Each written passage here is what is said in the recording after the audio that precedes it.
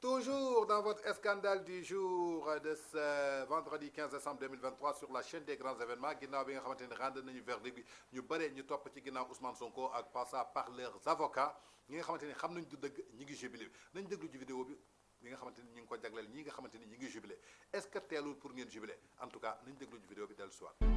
Malgré la décision du tribunal d'instance hors classe de Dakar, Ousmane Sonko ne pourra pas être réintégré dans les listes électorales. Voici pourquoi, en vertu du décret 2023-464 portant révision exceptionnelle des listes électorales en vue de l'élection présidentielle du 25 février 2024, la période de révision des listes électorales s'est déroulée du 6 avril au 6 mai 2023. Au cours de cette période, le procureur a transmis au ministère de l'Intérieur les listes des citoyens qui devaient être retirés du fichier électoral, dont Ousmane Sonko, condamné par contumace pour corruption de la jeunesse. Dès lors, Ousmane Sonko a été retiré des listes électorales.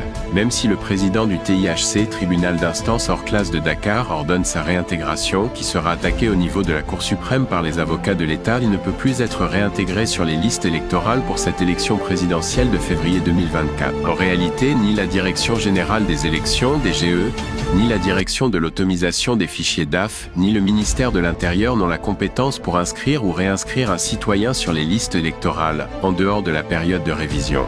En l'espèce, cette décision de justice ne pourra pas s'appliquer immédiatement. Ainsi, Ousmane Sonko ne pourrait être réintégré sur les listes électorales que pour une prochaine élection, à l'ouverture d'une prochaine révision exceptionnelle des listes électorales. Texte écrit par Anita.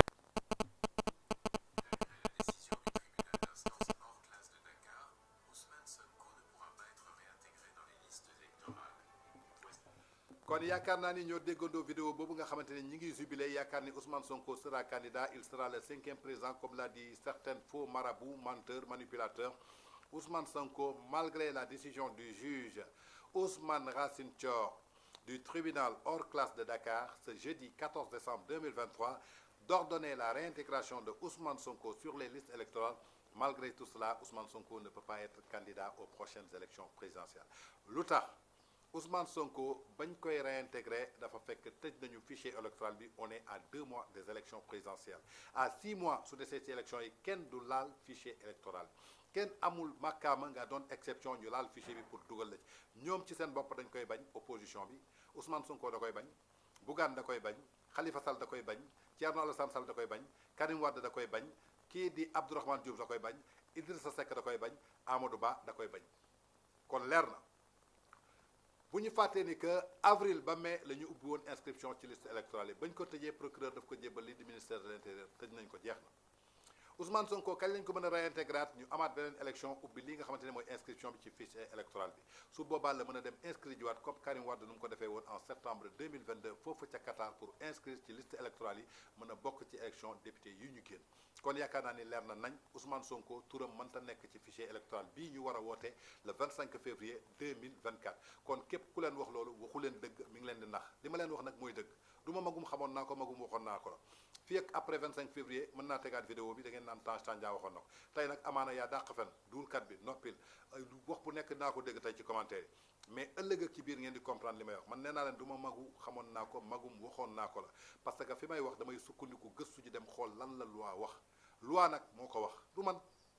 Ousmane Sonko bëggul ñu laal fichier électoral bi tey Ousmane Sonko ci nekkoon ci biti Ousmane Sonko nekkoon ci biti exemple Amadou Ba ñu retiré woon ko ci liste électorale bi mu dem tribunal ñu ne nañu réintégré Amadou Ba Ousmane Sonko du nangu ñu ubbiwaat liste bi pour dugal Amadou Ba. Bougane Gueye Dany du ko nangu, Khalifa Sall du ko nangu, Idrissa Seck du ko nangu.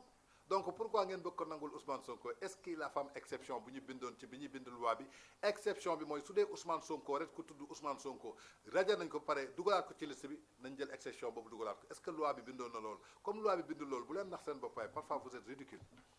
Man mi di wax ak yéen jànguma droit jànguma loi mais damay gëstu ji ci ñu ko xam ubbi livre yi lire ko c'est écrit noir sur blanc.